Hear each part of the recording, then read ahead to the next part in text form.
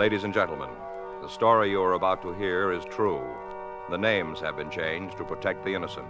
Dragnet is brought to you by Chesterfield, made by Liggett & Myers, first major tobacco company to bring you a complete line of quality cigarettes.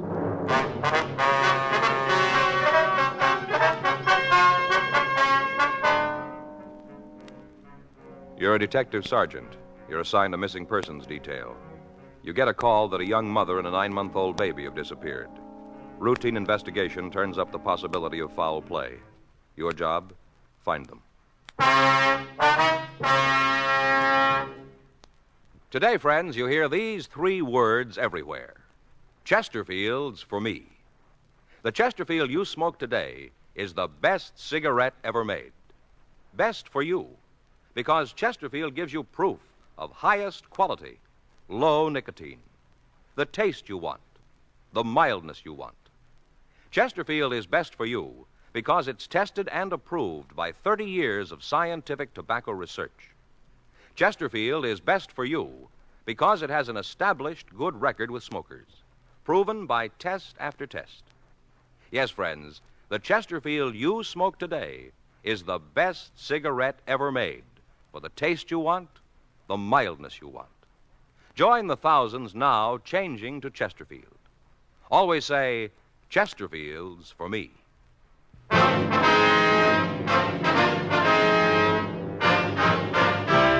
Dragnet, the documented drama of an actual crime. For the next 30 minutes, in cooperation with the Los Angeles Police Department, you will travel step by step on the side of the law through an actual case transcribed from official police files. From beginning to end, from crime to punishment, Dragnet is the story of your police force in action. It was Tuesday, August 12th. It was warm in Los Angeles. We were working the day watch out of Homicide Division, missing persons detail. My partner's Frank Smith. The boss is Captain Lorman. My name's Friday. We were on our way out from the office, and it was 10:14 a.m. when we got to 1865 Malabar Street. Manager's apartment.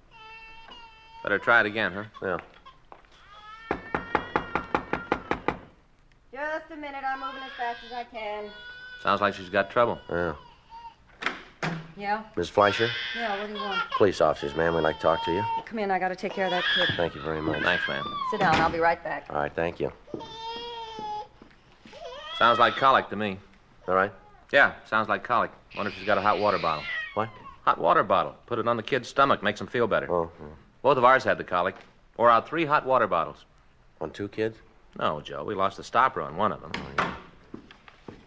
Baby's teething, having a rough time. Oh. This is my partner, Frank Smith. My name's Friday. We'd like to ask you some questions about one of your tenants. Oh, which one? Mrs. Shipley. We understand she had apartment 207. Yeah, she did. What about her? You know where we can get in touch with her? You ain't got any idea? When'd you see her last? Guess it must have been a month ago. Possible you might be able to give us an exact date on that? Well, if I could have done that, I told you right out. I got nothing to hide. Well, we didn't mean to say that you had, ma'am. Well, it sounded like it. Sounded an awful lot like it. I'm going to be honest with you. Yes, ma'am. When Harriet first moved in here, we got along fine. She was all the time wanting me to tell her how to take care of the baby when it came. Yes, ma'am. Go ahead. Got along just fine. Used to have our little cup of coffee in the afternoon. Chummy. Then all of a sudden, it all got different. Well, how was that? Just did. Her husband was overseas. In the Army. I guess Harriet missed him pretty much. Anyway, she was always saying how she did. Wished he could be here when the baby was born. Got terrible depressed. I see. Moody, you know. Yes, ma'am. I did what I could to cheer her up. Used to go up there and we'd sit and talk. Taught her how to knit. Gave her some needles and yarns, a little present. I thought maybe it'd give her something to think about. Kind of take her mind off her and her husband.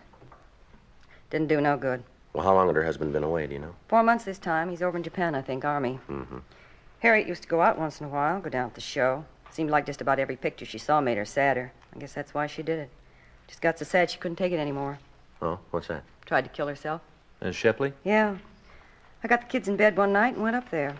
I hadn't heard nothing from her that day, so I went up to see how she was. Good thing I did, too. Found her right there in the living room. She'd cut her wrists. Right away, I called for the doctor, and all the ambulances and police came running around. Took her to the hospital. Big deal. Guess I found her in time, though. They pulled her through. Mm-hmm. I walk up there and find her dying, that far from death's door, and when she comes home from the hospital, what thanks do you think I get? I wouldn't know. Go ahead. Nothing. Not a single solitary word do I get. She's mad. Says I should have left her alone, let her done it. Come in here when she got back and read me off in words that I ain't used to hearing. Uh-huh. I got 5 kids, mister. They take a lot of time, and I ain't got enough to go running around after nobody who don't thank a person for saving their life like that. I called it quits right then. Right at that minute, we were no longer friends. Mm-hmm. When did she make the attempt on her life? Last September. I don't remember the date. I think it was the 2nd, maybe the 3rd week. I'm not sure about what day it was. Anyway, after I saved her life, she's mad at me. She have any people here in Los Angeles, would you know? I never heard her talking none. She's got a sister. I don't know, but I don't know where she is. Don't think Harriet ever said. Well, what did she say to you when she left? She give you any idea where she was going? I didn't even see her. She didn't even come by and say so long, goodbye, take a jump, nothing. She just left. One night she's here, next morning she's gone. She get any mail while she was here? Yeah. Once in a while she'd get a letter from her husband.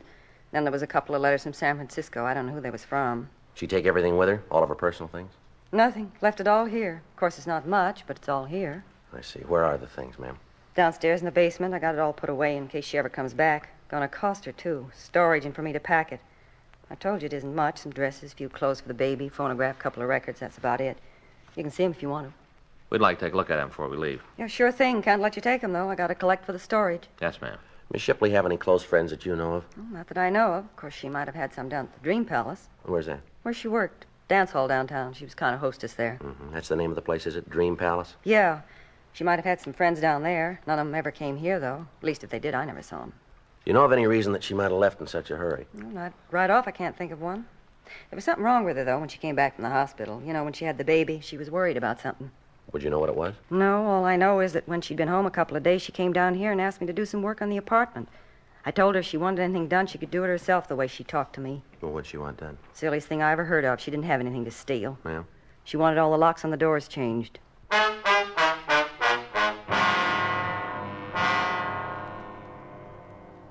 10:46 a.m. In the company of the apartment manager, Barbara Fleischer, Frank and I went down to the basement and looked through the missing woman's effects. Other than the phonograph, several cardboard boxes of used baby clothes, and cheap woman's dresses, we found nothing. There were no snapshots or letters to aid us in ascertaining where she might have gone. We asked Mrs. Fleischer to notify us in the event that she heard from the Shipley woman. We put in a call to Georgia Street Receiving Hospital and verified the story about the attempted suicide. 11:15 a.m. We checked the phone book for the address of the Dream Palace Dance Hall. It was on the second floor of a large building at the corner of 7th and Margot Streets. On the front of the building were several faded photographs of contest winners with the cups that they'd won and the name of the proprietor, Ernest Lasnik. We went upstairs. It was a large barn-like room with crepe paper birds hanging over the lights. In the rear of the place, at one of the tables, we found Lasnik. He was just eating his lunch. Mr. Lasnik? Yeah? What do you want?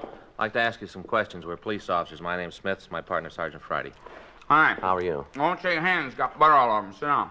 Thank you. Care for a sandwich? No, thank you. No, you do. Go right ahead. There's all the makings. Bread, butter, salami, pickles. Help yourself. No, thanks, Mr. Lasnik. You don't mind if I go ahead, huh? Bunch of kids coming in at 3:30. Like to get the place cleaned up before they get here. No, sir, you go right ahead. All right. What do you want to see me about? It's about one of your employees, sir. Yeah? Which one? Girl named Harriet Shipley. Oh, yeah, I remember. She don't work here no more. She doesn't work here anymore? No. Got any idea where she is? No, got the slightest. I ain't seen Nadine in about maybe 6 months. No, sir, you don't understand. We're inquiring about a Harriet Shipley. Yeah, I know. I told you. I ain't seen her in 6 months. What's this about Nadine? That's her club name. Oh. See, lots of girls don't like to use their real names. In case a fellow wants to get chummy away from here, it's easier if we don't know the girl's real name. Harriet used Nadine. I understand. You know, we got a bunch of them. When one of the girls leaves, we put the name back in a hat. New girl picks it. Had 14 Nadine since we opened. 27 Altheas. Yes, sir. Do you have any idea where the Shipley girl is? No. I might check her husband. He might know. We understand he was in the Army. Yeah, that's right. He is. Overseas. He should know where his wife is, though. Ask him. Well, we'll probably do that, sir. We thought maybe we could turn her up ourselves. There's been a missing report filed on her. Missing, huh? Who told it? Sir? Who told about her being missing? The report was filed by our mother-in-law. Well, I wish I could help you fellas out. Now, last time you saw the Shipley girl, did she say anything about leaving town? No. Wouldn't be surprised, though. Why do you say that? Well, poor kid was scared to death. Told me she wanted to get away. Do you know what she was frightened about? Yeah, Cliff Bender. That's what she was afraid of, Cliff. Well, who's he? Well, look, I'll tell you the whole thing. Be easier that way. One favor I gotta ask you. Yes, sir? You won't tell Cliff I told you. If he come up here, he could tear the place apart easy. You gotta promise me you won't tell him. All right, sir. You go ahead. Yeah. Well, Nadine, Harriet, well, she came to work for me about 1.5 years ago. Came in and told me she'd had some experience in a dance place in the Midwest. I don't remember the name right off. Probably come to me. Yes, sir. Well, Well, I told her I'd try her, sort of probation. Yes, sir. Well, it worked out fine. End of the week, I put her on permanent. She did real well. A lot of guys got to come in just to dance with her. Wouldn't have nobody else, just Nadine. Harriet. Mm-hmm. Well, that's how she met Cliff. He come in one night, fell for her, and they started to go together. I told him I didn't like the idea of girls going out with the customers. Not good business. Didn't make any difference to them, though. They kept right on seeing each other. That's this Bender fella. Yeah. Well, anyway, one night the soldier come in. He was took right away with Nadine. Asked her for a dance. Kept buying tickets all night so as he could dance with her. Come back the next night. Same thing. All night long he danced with Nadine. That's Harriet. Yeah, that's right. Called her Nadine. I told you about it. Yes, sir. Made Cliff plenty sore, but there wasn't anything he could do about it. She wanted to be with a soldier. It wasn't too long before she told him he was going to get married. Well, word got around about that. Really made Cliff hacked. Real hacked. Yes, sir. Yeah. Well, him and the soldier, Shipley, had a fight downstairs one night after we closed. Guess Cliff waited for him and Nadine to come down. Anyway, it was a real brawl. Cops and everything. Cliff really cleaned up on the soldier. Didn't do any good, though. What do you mean? Nadine told Cliff to stay away from her. Keep far away. Told him that her and the soldier was going to get married and that they were through. She meant Cliff and her. Uh-huh. Well, the soldier and Nadine got married a couple days later, and she quit her job. Right after that, I heard he went overseas, and Cliff was around trying to break things up. Didn't do no good, though. Nadine loved the soldier, and she planned to stay with him. Yes, sir. Well, I tried to talk to Cliff, tell him to stay out of it. Leave the girl alone. What was that? I told him to leave the girl alone. I see. Mm-hmm. Didn't do any good. He was sure hacked. He said that she was his girl. Might take some time, but he'd get her for running out on him. I figured he told her that, too. That's what she was afraid of. Don't blame her. Cliff told me that, I'd believe him. What's that, sir? That he was going to kill her.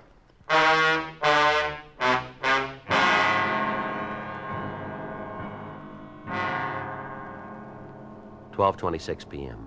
After we'd gotten the names and addresses of the employees of the Dream Palace who knew the missing girl, Frank and I went back to the office. We had the names checked through the record bureau, but we found that only one of the 14 people on the list had arrest records. That one was a Cliff Bender, who'd been picked up on a charge of suspicion of burglary. However, according to the information on the report, he'd been released because of lack of evidence. We checked the log about the fight Lasnik had mentioned. We found that an FI card had been filed, but that no arrest had been made. We went over to room 45 and we talked with Sergeant Eggenweiler and Sergeant Rubles, the officers who'd handled the burglary case. They told us that in their contacts with Bender, he was sullen and uncooperative. They told us that he'd been seen in the company of known criminals. They also told us that in their opinion, they considered the man dangerous. We checked his last known address, but we found that he'd moved in July, leaving no forwarding address. While Frank and I checked out the rest of the missing girl's friends and acquaintances, Sergeant Graham and Cliff Bailey tried to check on Bender. We talked to everybody on the list we'd gotten from Ernest Lasnik, but none of them could give us any idea where we might find the Shipley girl. Most of them, however, told us about the threat that Bender had made against her life and expressed the opinion that he was responsible for her disappearance. The next day, Wednesday, August 13th, Frank and I went by communications, then we checked back into the office. I tell you the mother-in-law of that missing girl called again this morning? No, you didn't. Yeah, she wanted to know how we were doing, what progress we've been able to make. Well, what'd you tell her? Well, I filled her in on what we found. I didn't tell her about Bender, though. Just said we thought we'd be able to find the girl. Mm-hmm. You talked to her when she made the original report, didn't you, Joe? Yeah. What'd you think? Well, how do you mean? Well, isn't there something there that's a little off base to you? I don't know what you're trying to get at. Well, it just seems to me that she doesn't care if we find her daughter-in-law or not. All she cares about's the kid. Well, yeah, I kind of got that idea myself. The way she talked, doesn't seem that she and the girl got along too well, does it? No. Just seems like there's something she isn't telling us. I don't know what it is. I asked her this morning if she'd heard from her son, if he knew anything about where his wife might be. What'd you say to that? Well, she told me she didn't want to bother him, make him worry. Wouldn't even tell me his mailing address. Said she didn't want him alarmed unless there was a reason. No, the way I see it, his wife being gone is reason enough. Yeah, that's the way it seems to me, and I told her that. She said our job was just to find the girl and the baby, and that's all. Cooperation like that isn't going to make it any easier, is it? We can only do so much if she isn't going to help us. Well, it doesn't make a lot of sense. Her filing the report and then holding out information. Yeah. I may better get over and talk to her again. See if we can get the whole story. How about Graham and Bailey? You heard from them? No, there's a note in the book. They got a lead on Bender. Graham said they were going to run it down for us this morning. Uh-huh. What time you got now? 9:43. I want to talk to the skipper. Make arrangements to put a picture of the Shipley girl on Suspects Wanted this afternoon. Might be able to turn something, huh? Sure, a lot of loose ends. Yeah, I get it. Missing persons Friday. Yeah, Graham. Mm-hmm. Where? What'd she say? Mm-hmm. Yeah, well, that's about the same. Yeah. What? Yeah. Well, you want to call the crime line? Right. No, we'll meet you out there right away. Right, bye. Well, they found where Bender was living. What do you mean was? Checked out last June, about the same time the Shipley girl disappeared. Landlady hasn't seen him since. Guys came up with something else. Yeah. A couple of shirts for a baby. Uh-huh. Bloodstains all over him.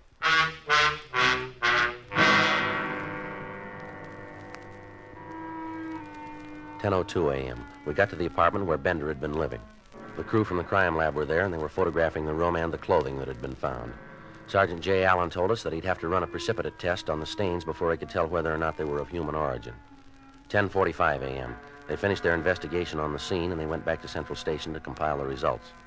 Frank called the office, and a local and an APB were put out on Cliff Bender, asking that he be picked up as a possible suspect. We also had his card flagged in the record bureau. We talked to the landlady of the apartment building, and she told us that Bender had left his apartment hurriedly one night about the middle of June. She was unable to tell us the exact date, but she did go on to say that she'd been getting a check for the rent each month. We asked her if she could show us either one of the checks or an envelope that it had come in.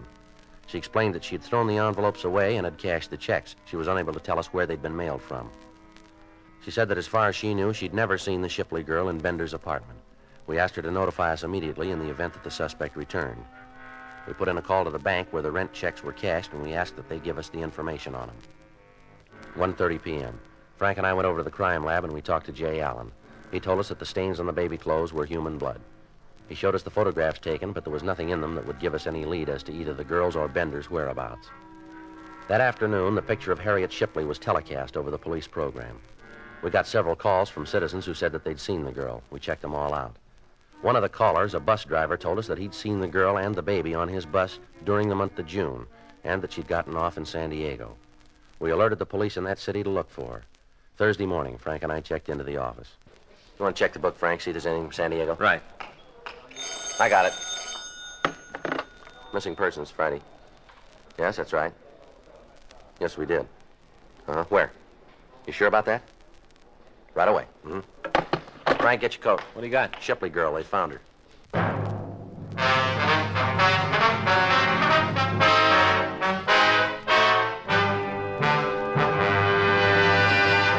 You are listening to Dragnet, the authentic story of your police force in action.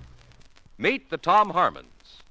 You know Tom is an All-American, and now a top sports announcer. Mrs. Harmon is the motion picture and television star Elise Knox.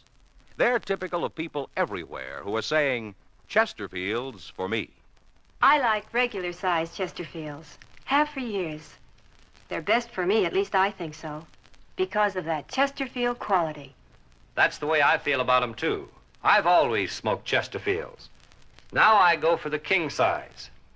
Guess I like a longer smoke.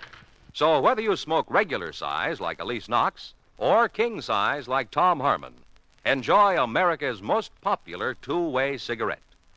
Chesterfields for me. You hear it everywhere. The Chesterfield you smoke today is the best cigarette ever made. For the taste you want, the mildness you want, join the thousands now changing to Chesterfield.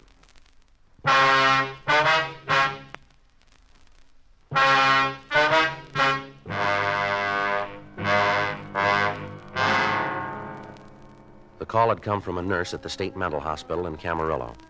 She told me that they had a patient who resembled the photograph of the missing girl as televised on our police program. Frank and I left the office and drove out to the hospital. We talked to the nurse and to the doctor who was taking care of the sick girl. From personal effects and the scars on her wrists, we were reasonably sure of the identification. The doctor told us that the girl had been committed on July 17th by her sister under the name Harriet Lavin. He told us that the girl was undergoing treatment, but that there was little hope for a complete recovery and that it would be some time before she could be permitted to leave the violent ward. We tried to talk to her, but we were unable to get any coherent answers. We asked about the baby, but the authorities were unable to give us any information. We got the name and address of the sister who'd committed the Shipley girl, and we drove down to San Diego to talk to her. It was a small place in a wartime housing development. The paint was peeling off the plyboard walls, and the front yard was overgrown with weeds. The woman who answered the door identified herself as Pauline Lavin. Sure, what do you want to know? Don't make no difference now. You go back and tell her it's too late. Way too late. Tell who, ma'am? Mrs. Shipley, Harriet's mother-in-law. You go back and tell her she done it good. There ain't nothing left to do to Harriet. It's all been done. You can tell her that. Well, we don't work for Miss Shipley, ma'am. We're trying to find out what happened to your sister and the baby. Who asked you to find out in the first place? It was her, wasn't it? Wasn't she the one? She filed a report. Well, that's what I mean. Well, you go back and tell her there's nothing more she can do to Harriet or the baby or Big Jerry. Nothing at all she can do. Where is the baby, ma'am? He's not here. Do you know where he is? Yes, but I'm not going to tell you. I'm not going to tell anybody. I promised Harriet I wouldn't tell, and I'm going to keep the promise. Miss Lavin, we don't want to hurt your sister. We're just trying to get to the truth. Now, maybe you better tell us what you know. You ain't doing this for old Miss Shipley? No, ma'am. All right, then. I'll tell you, but not for her. I wouldn't give her the right time of day. She's the one that did it, the whole thing. You can lay it right at her feet. All right, you want to tell us about it? Since they got married, she's given the kids trouble. Right from the first she heard about it. Said that Harriet wasn't good enough for her son. Said Harriet was cheap. Didn't make any difference to the kids. They got married anyway. They were in love, so they got married. Mm-hmm. As soon as Big Jerry went overseas, she started on Harriet to get an annulment. All the time writing her letters telling her how cheap she was. That if she really loved Jerry, she'd get an annulment. And she found out about the baby, so she started saying how they should get a divorce. Does Harriet's husband know about this, would you know? Sure. All along he knew it. He didn't like it. Told his mother to stay out of their lives. Kept telling her, but it didn't do any good. None. Then Harriet got the wire. The one that told about Big Jerry being dead. Almost killed her. I thought it was going to. They was really in love. It isn't often you see something like them two. Real love. The kind you live, not the kind you talk about. Mm-hmm. One night, right after she got the wire, she got a phone call from San Francisco. From old Miss Shipley. She told Harriet that she was going to the court to take the baby away from her.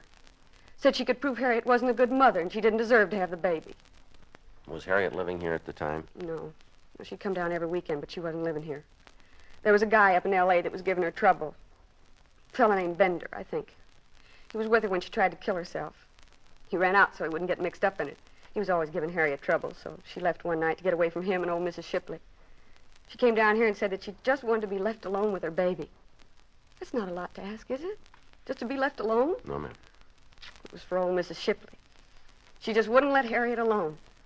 Kept after her saying how she was going to take away the baby. How Harriet was an unfit mother. Kind of got on her mind. Finally, there wasn't much else she was thinking about but how to keep her baby. She went out walking one night. Took the baby with her. Rained. Rained real hard. I guess the baby took cold. Anyway, the next day he came down with a bad fever. A couple of days later, he was dead. Not even a year old, and he was dead. Mm-hmm. You want to go on? Harriet sat around for a week. Didn't say anything. Didn't do nothing, just stare at the wall. Didn't even cry. Just sat and looked at the wall. And all of a sudden, she just fell apart. I called the doctor. He said it was a breakdown and said I should have her committed. I signed the papers, and that's where she is. I went up to see her. She didn't even know me. I'm her sister, and she didn't even know me. So you just tell old Miss Shipley how she did good. You just tell her what she did to my sister. Tell her how the baby's dead, and she's finally got what she wanted, because now Harriet hasn't got the baby. Nobody's got him. Nobody's got him, nobody. Come on, Frank. Yeah.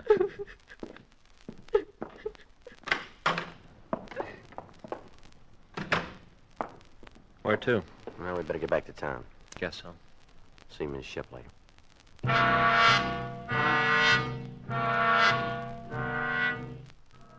We got back to Los Angeles at 9:30 p.m. We went directly to the hotel where Mrs. Shipley was staying. The desk clerk told us that she left word that she was not to be disturbed.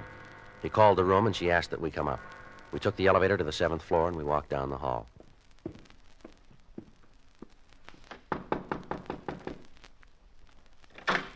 Good evening, Sergeant Friday. Officer Smith, come in. Thank you.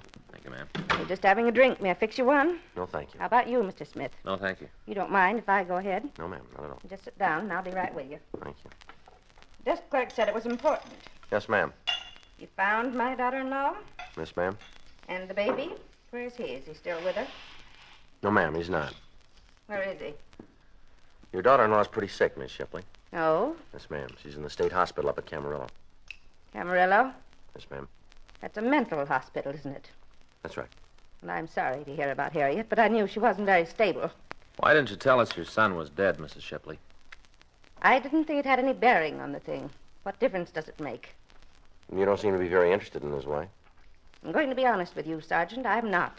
Not in the least interested in what she does or where she is. I never did feel she was the right girl for my son, never. When the baby was born, I tried to go along with it. I tried to be nice to her, and she wouldn't have it. She wouldn't even be friendly. She poisoned my son, turned him against me. She's a terrible woman. Just terrible. Whatever's happened to her is just exactly what she's got coming. Naturally, I'm sorry it's the way it is, but there's nothing I can do. All I'm interested in right now is my grandchild. I want him. And if I have to go to court to get him, then I'll do it that way. That won't be necessary, ma'am. Where is he? I'd like to go and get him now that Jerry's wife can't take care of him. He's dead, ma'am. If this is some kind of a joke that you're making up to help my daughter-in-law keep him, it won't work. It's no joke. It's the truth. He died in a hospital in San Diego. It's not right. It's not right that he's dead. She did this. Harriet. She did it to get even with me. I know she did. We're sorry, Miss Shipley. First my husband, then Jerry. I haven't got anybody. I'm all by myself. Isn't anybody in the world who cares? Nobody. No, we're sorry, Miss Shipley. I wish there was something we could do. No, you're not. You're like the rest of them. But it's Harriet. She's the one. Nobody else to consider in this mess. Just her. What about the baby?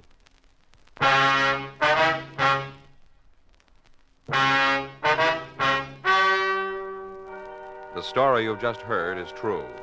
The names were changed to protect the innocent. On Thursday, August 14th, a meeting was held in the office of the Captain of Homicide, Los Angeles Police Department. In a moment, the results of that meeting. Now, here is our star, Jack Webb. Thank you, George Fenneman. You know, the Chesterfield you smoked today is the best cigarette ever made, and best for you. Now, that's a fact. And to my way of thinking, it's the very reason for you to change to Chesterfield. Try 'em either way, regular or king size. If you try 'em, I think you'll say with all of us, Chesterfield's for me.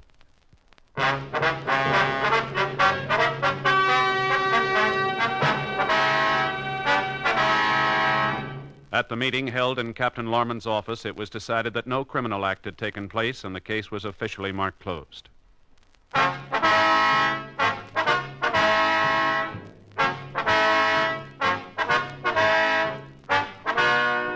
You have just heard Dragnet, a series of authentic cases from official files.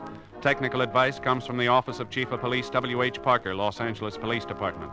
Technical advisors, Captain Jack Donahoe, Sergeant Marty Wynn, Sergeant Vance Brasher. Heard tonight were Ben Alexander, Herb Vigran, Carolyn Jones. Script by John Robinson. Music by Walter Schumann. Hal Gibney speaking. Watch an entirely different Dragnet case history each week on your local NBC television station. Please check your newspapers for the day and time. Chesterfield has brought you Dragnet, transcribed from Los Angeles. Filter tip smokers, this is it. L&M Filters, the one filter tip cigarette with plenty of good taste, much more flavor, much less nicotine, the right length for effective filtration. Only the L&M filter contains the miracle product alpha cellulose, the purest material for filtering cigarette smoke. Yes, this is it. As Rosalind Russell puts it, L&M filters are just what the doctor ordered. Buy L&M Filters, the light and mild smoke.